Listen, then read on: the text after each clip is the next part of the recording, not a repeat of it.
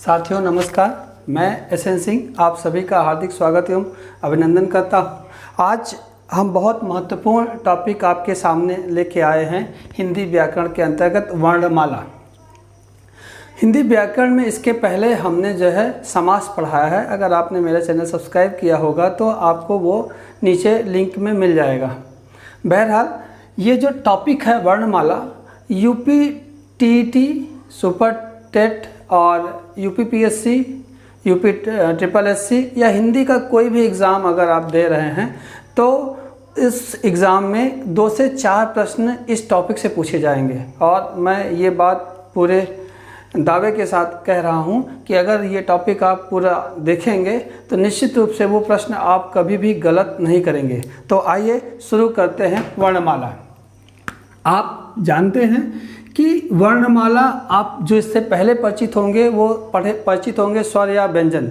लेकिन उसके पहले हम बताते हैं कि भाषा की जो सार्थक इकाई है वो क्या है? वाक्य है। ध्यान से समझिएगा, भाषा की जो सार्थक इकाई है वाक्य, यानी शब्दों का वह व्यवस्थित समूह जिसका कोई एक निश्चित अर्थ निकलता है उसे हम वाक्य कहते हैं।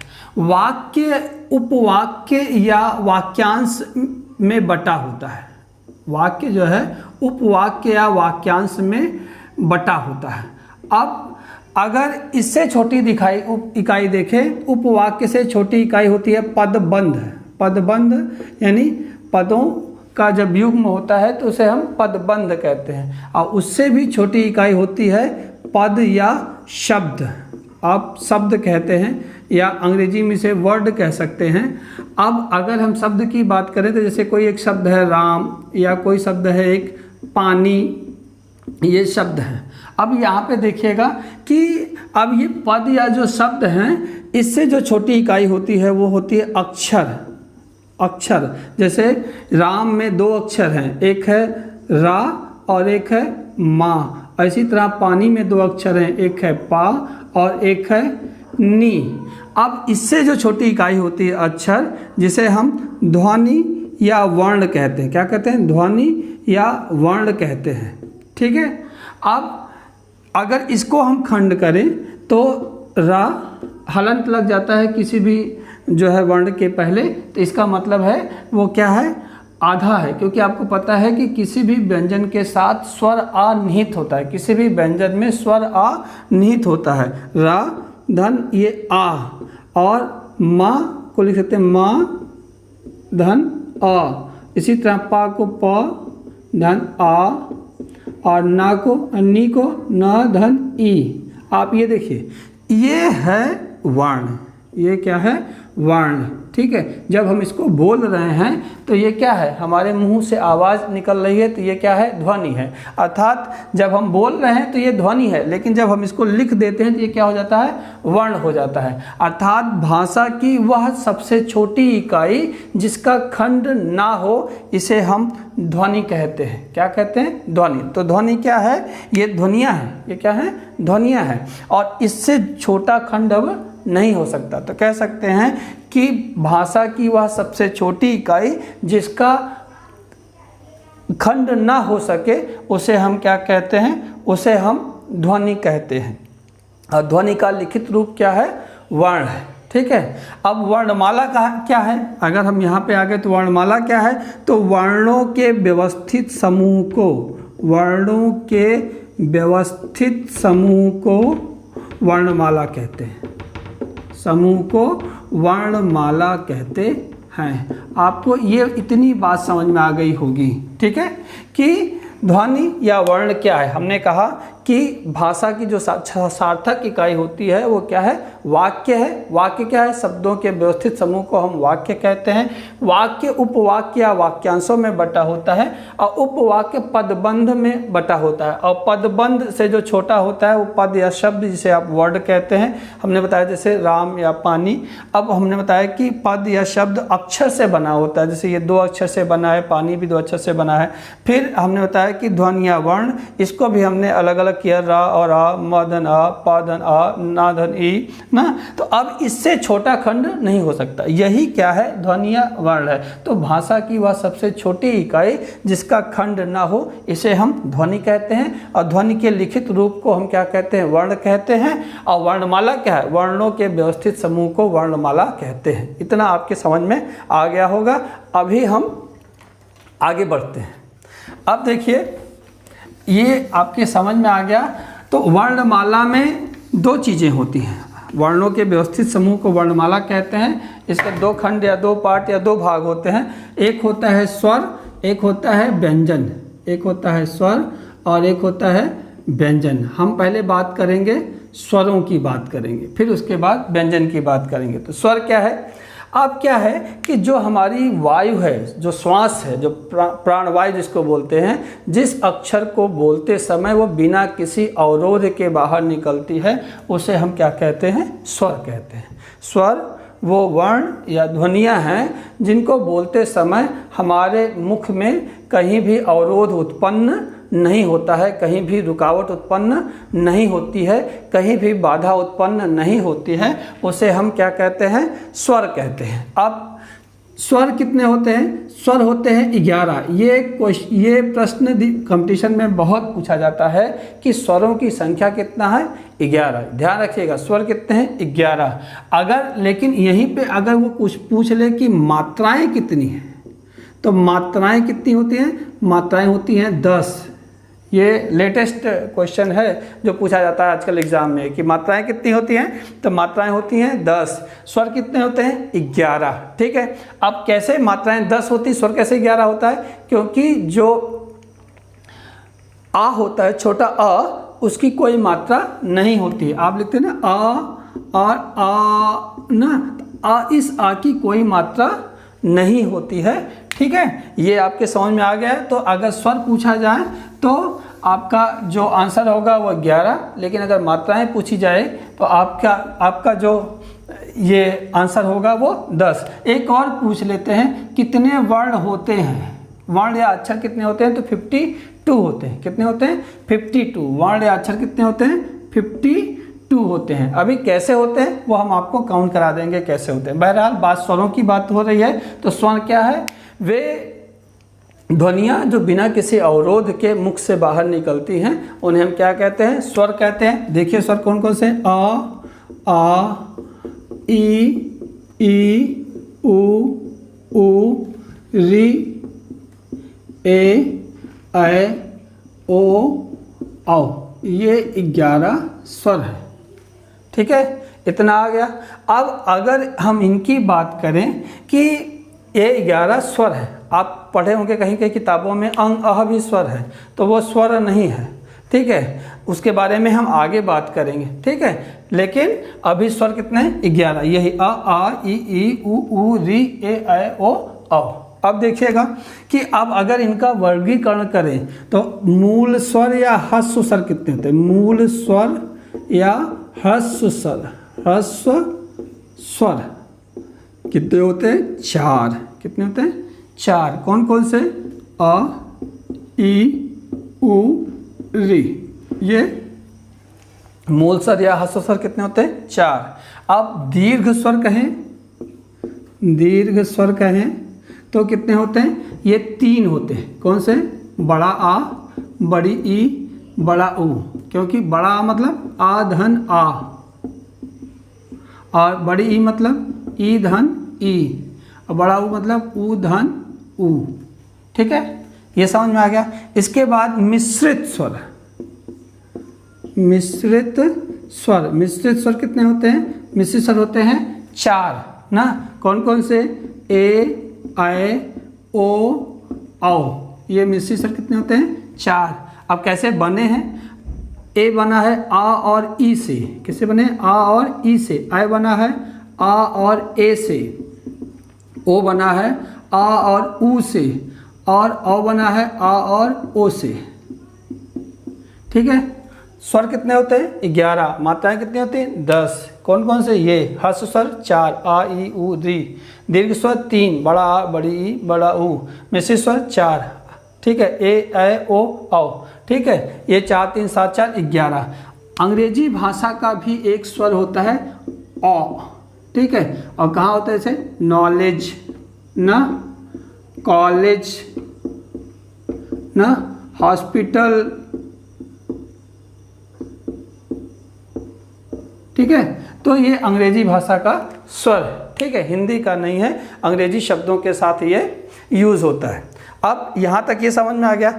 ये तो हुआ कि ह्रस्व स्वर, दीर्घ स्वर, मिश्रित स्वर। एक होता है कि जो हमारी प्राण वायु निकलती है उसके आधार पर जो इसका जो है क्लासिफिकेशन होता है या वर्गीकरण होता है, ये क्या है। ह्रस्व स्वर क्या होता है, आप देखते हैं कि जो हमारी वायु है, प्राण वायु जब हम बोलते हैं इसका, तो श्वास की कम मात्रा निकलती है, कैसे अ ई उ रे, श्वास की कम मात्रा नहीं, अ ई उ रे। और जब ज़्यादा मात्रा निकले, मतलब इससे दुगना समय लगे तो वहाँ क्या होता है, दीर्घ होता है, आ ई उ, ठीक है, ये क्या है, इसका 2 गुना समय लग रहा है। और एक होता है प्लुत स्वर, क्या होता है, प्लुत स्वर, ठीक है, इसमें 3 गुना समय लगता है। कितना लगता है, 3 गुना समय। ये तो हमने इसका वर्गीकरण कर दिया। ऐसे और प्राणवायु के आधार पे 3 तरह के, ह्रस्व स्वर, दीर्घ स्वर और जो है प्लुत स्वर। प्लुत स्वर क्या है, जिससे 3 गुना समय लगता है। जैसे किसी को बुलाइए, ओ आप बुला रहे हैं ना, तो आप देख रहे हैं कि 3, जैसे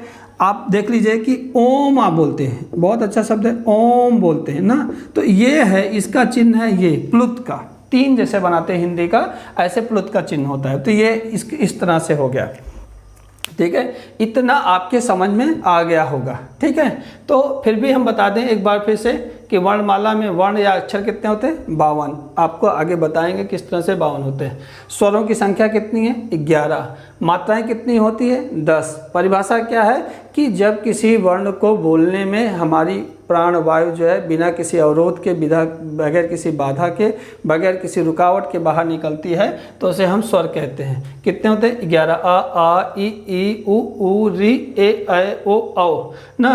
रचना के आधार पे हम बताए 3 वर्गीकरण, ह्रस्व स्वर, दीर्घ स्वर, मिश्रित स्वर। आ ई उ री, इसे मूल स्वर भी कहते हैं। क्या कहते हैं, मूल स्वर। पूछा जाता है कंपटीशन में कि कौन सा मूल स्वर है, 4 दे दिया, एक अलग ऑप्शन दे दिया, कौन सा नहीं है उसमें पूछ लिया जाए, और 3 दे दिया ये नहीं है, एक दे दिया कि है, उसमें पूछा। एक दीर्घ स्वर, ठीक है, दीर्घ स्वर क्या है ना, इसका 2 गुना समय लगता है, ठीक है, बड़ा आ, बड़ी ई, बड़ा ऊ। और एक मिश्रित स्वर, ए ऐ ओ औ, ठीक है, इतना समझ में आ गया होगा।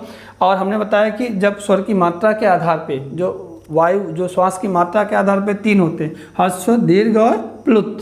प्लुत क्या है, 3 गुना समय लगता है। कैसे होता है, अंग्रेजी के 3 के जैसा। जैसे कैसे किसान किसी को बुलाता है, यहाँ आओ, तो ज़्यादा लंबा आप जब खींच लेते हैं तो वो हो जाता है। इसे 3 के जैसे, ओम ना। और ये संस्कृत के शब्दों के साथ यूज होता है, ठीक है। अब यहाँ से आगे बढ़ते हैं हम। इसके पहले कि व्यंजन में जाएं, अंग अह, ये 2 चीज़ आपके दिमाग में होगी कि वो कहाँ चली गई, तो उसके बारे में हम आपको बता देते हैं कि अंग अह क्या है, ठीक है। अब होता है ये अनुस्वार ना, अनुस्वार और क्या बोलते हैं, अनुनासिक। अनुस्वार और विसर्ग, अंग अह तो अनुस्वार और विसर्ग है। एक चीज़ और हम बता दें आपको, अनुनासिक। आपका सारा कॉन्सेप्ट क्लियर कर देंगे। अनुस्वार यानी अंग, विसर्ग यानी अह, और अनुनासिक जैसे चंद्रबिंदु वाला शब्द जो लगता है, ये चंद्रबिंदु वाला शब्द। अब देखिए ये इनका जो अंग, देखिए हमने कहा स्वर की प्राणवायु जब हम बोलते हैं तो नहीं रुकती, लेकिन अंग बोलेंगे तो रुकेगी, अह बोलेंगे तो रुकेगी, तो ये स्वर में शामिल नहीं की जा सकते। तो लेकिन ये शामिल ना होने पर भी इसके साथ रहते हैं, इसीलिए इसे क्या कहते हैं, अयोग वाह। क्या कहते हैं, अयोग वाह कहते हैं, ठीक है। पंडित किशोरी दास वाजपेयी ने जो है ये परिभाषा दी कि जो जिनका योग ना होने पर भी वो साथ रहें, योग ना होने पर भी साथ रहें, उसे हम क्या कहते हैं, अयोग वाह कहते हैं। अंग और अह। अंग देखिए, अंग का क्या है, अनुस्वार। जैसे आप लिखते हैं गंगा ना, जैसे आप लिखते हैं अंगूर ना, जैसे आप लिखते हैं अंगद ना, कंकड़ लिखते हैं आप, कंकड़। तो ये सब क्या है, ये अनुस्वार वाले अंग बिंदी वाले शब्द है। और जो विसर्ग होता है इसका उच्चारण कैसे जैसे होता है, हा के जैसे। कैसे किसके जैसे होता है, हा के जैसे। कहते हैं अतः, क्या अतः, स्वतः, अतः स्वतः, दुख ना, उच्चारण किसके जैसे होता है। और ये भी जो संस्कृत के शब्द तत्सम शब्द जो सीधे हिंदी में चले आए हैं उनके लिए इसका प्रयोग होता है। एक चीज़ रह गई अनुनासिक। अनुनासिक क्या है, अनुनासिक ये है कि जब हम बोलते हैं तो हमारे नाक और मुंह दोनों से आवाज़ निकलती है, तो उसे क्या कहते हैं, अनुनासिक कहते हैं। यानी जो ध्वनि होती है, ध्वनि कहाँ से भी निकलती, नाक से भी निकले मुंह से भी निकले, तो वहाँ पे अनुनासिक होती है। जैसे गाँव ना, आप बोल के देखिए गाँव, या दांत ना, या आंगन, या सांचा, आप ये सब चीज़ बोल के देखिए तो नाक से भी आपको आवाज़ निकलती दिखाई देगी, ध्वनि निकलती दिखाई देगी, मुंह से भी।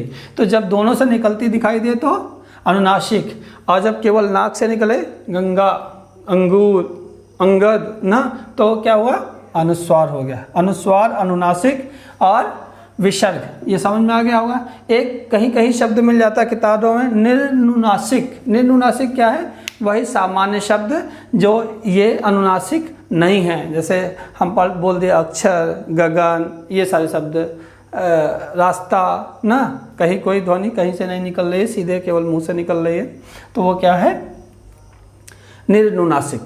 ये समझ में आ गया होगा। आगे चलते हैं। जहाँ कहीं कुछ दिक्कत समझ में आए आप रिप्ले करके देख लीजिएगा। आगे देखते हैं व्यंजन। व्यंजन 3 प्रकार के होते हैं। परिभाषा समझ लीजिए कि हमने कहा स्वर में कि जो हमारी ध्वनि है, हमारी श्वास है, बिना किसी रुकावट के निकलती है। लेकिन व्यंजन में क्या है, हमारी ध्वनि, हमारी श्वास जो भी है, वो रुकावट जब उसमें पैदा होती है उसे हम व्यंजन कहते हैं। क्या कहते हैं, व्यंजन। 3 प्रकार के होते हैं व्यंजन। कितने प्रकार के होते हैं, 3 प्रकार के होते हैं। कौन कौन से, एक होता है स्पर्श व्यंजन। स्पर्श व्यंजन, स्पर्श हो गया। इसके बाद क्या है, अंतस्थ, एक होता है ऊष्म। ये 3 प्रकार के होते हैं। स्पर्श व्यंजन कितने होते हैं, 25 होते हैं। स्पर्श व्यंजन कितने होते हैं, 25 होते हैं। तो स्पर्श व्यंजन हम 25 दिखेंगे। कौन कौन से, 25। का वर्ग, का वर्ग में का, खा, ग, घ, अंगा।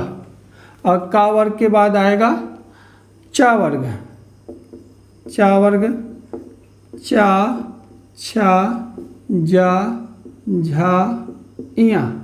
चा वर्ग के बाद आएगा टा वर्ग। टा, ठा, डा, ढा, अड़ा। उसके बाद ता वर्ग। ता वर्ग, ता, था, दा, धा, ना। उसके बाद आएगा पा वर्ग। पा, फा, बा, भा, मा। ये 25 स्पर्श व्यंजन है। इसके बाद अंतस्थ। अंतस्थ, या, रा, ला, वा। इसे अर्धस्वर भी कहते हैं। क्या कहते हैं, अर्धस्वर। एग्जाम में पूछा जाता है, ऑप्शन देखे कि कौन सा अर्धस्वर है, तो या, रा, ला, वा, ये क्या है, अर्धस्वर है। अर्धस्वर के बाद आता है अंतस्थ के बाद ऊष्म। ऊष्म, ऊष्म यानी जब हम बोलते हैं तो घर्षण होता है, हमारी ध्वनि जब घर्षण करती है तो वो ऊष्म होता है। शा, ख, सा, हा, ये क्या है, ऊष्म व्यंजन है। ठीक है। अब इसके अलावा अंतस्थ, ऊष्म, इसके बाद मिश्रित व्यंजन। क्या होते हैं, मिश्रित व्यंजन। मिश्रित व्यंजन कितने हैं, 4। कितने हैं, 4। कौन कौन से, छत, तरंग, ज्ञा और स्रा। श्री वाला स्रा, छत, तरंग, ज्ञा, स्रा। ठीक है, ये समझ में आ गया। अब स्रा, ये हमारे मिश्रित व्यंजन है। अब मिश्रित व्यंजन है तो किससे किससे मिलके बने होंगे हम बता रहे हैं। मिश्रित व्यंजन किससे किससे बने होंगे? मिश्रित व्यंजन छ, त्रंग, ज्ञा और स्रा ना। छ, त्रंग, ज्ञा और स्रा। छ बना है का और षटकोण वाले श से। उसके बाद त्रा बना है आधा ता और रा से। ज्ञा बना है आधा ज और इया से ना। और स्रा बना है शल्य वाले सा और रा से। ठीक है, तो ये हो गए मिश्रित व्यंजन। इसके अलावा क्या होते हैं? दो और व्यंजन हैं, जैसे उत्क्षिप्त। उत्क्षिप्त कहते हैं, ठीक है, या द्विगुण व्यंजन कहते हैं। दो गुण होते हैं, कौन कौन से? सड़क वाला अड़ा ना, लिखते हैं ना सड़क, ठीक है ना, और अड़ा ना गढ़ लिखते हैं ना। तो ये क्या है? उत्क्षिप्त व्यंजन है या द्विगुण व्यंजन। इनसे पूछा जाता है कि उत्क्षिप्त व्यंजन या द्विगुण क्या है। तो ये ड और ढा है, ये क्या होता है? अड़ा और ढा होता है। तो ये समझ में आ गया होगा। का खा गा घा अंगा, का वर्ग चा छा जा झा इया, चा वर्ग टा ठा डा डा अड़ा, टा वर्ग ता था दा धा ना, ता वर्ग पा फा बा भा मा, पा वर्ग यारा लावा। ये अंतस्थ है, जिसे अर्धस्वर भी कहते हैं।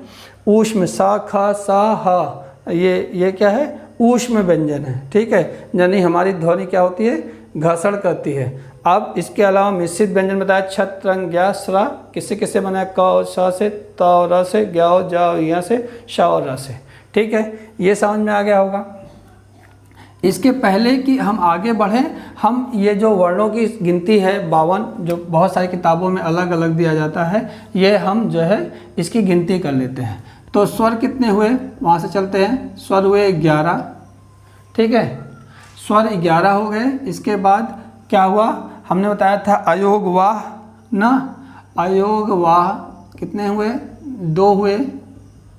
अंग और अह, ये अयोग वाह हुआ। इसके बाद स्पर्श व्यंजन, स्पर्श व्यंजन कितने हुए?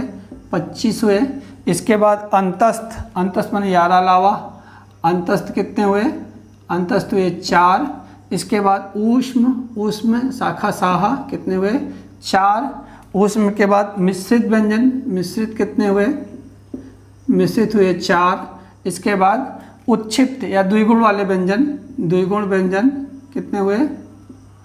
ये हुए 2, ठीक है। गिनती जोड़ लीजिए, 11 2 13 और 13 25 ना, कितना होता है? 25 10 35 3 38, 38 4 42, 42 4 46, 46 4 50 2 52, 52। ये क्या हो गए? टोटल 52 हुए, ठीक है, 52। तो वर्णों की संख्या कितनी हो गई? 52। ये समझ में आ गया होगा अच्छे ढंग से, कहीं कोई कन्फ्यूजन नहीं है। अब आगे बढ़ते हैं, आगे देखिएगा। ये सब एग्ज़ाम में पूछे जाते हैं। जब स्वर पूछे तो स्वर कितने हैं? 11। और व्यंजन पूछे तो 33। और उसके बाद कुल वर्ण पूछे तो 52। याद रहिएगा, स्वर 11, व्यंजन 33, कुल वर्ण पूछे तो 52, 52। 33 कौन कौन से? ये स्पर्श व्यंजन 25, और ये क्या? अंतस्थ 4 ना, 25 4 29। ऊष्म क्या हुए? 4, 29 4 33। 33 व्यंजन, 11 स्वर, 52 वर्ण। अब देखिएगा, अब एग्ज़ाम में बहुत पूछा जाता है अल्प प्राण और महाप्राण। ये 2 चीज़ें बहुत पूछी जाती हैं। अल्प प्राण और महाप्राण क्या है?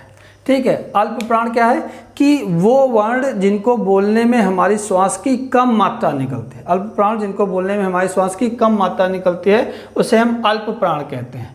ठीक है, कम मात्रा कैसे निकलती है? जैसे पहला वर्ण, पहला, तीसरा और 5वां वर्ण, पहला, तीसरा और 5वां, इनको बोलने में हमारी जो ध्वनि है वो क्या है? कम निकलती है। जैसे क, खा ज़्यादा होगा, ग, घा ना ज़्यादा हो जाएगा, अंगा। ठीक है, तो यानी पहला वर्ण हर, और तीसरा वर्ण और 5वां वर्ण, ये क्या है?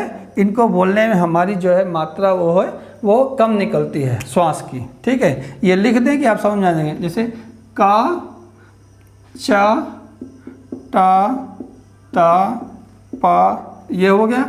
गा, गा, जा,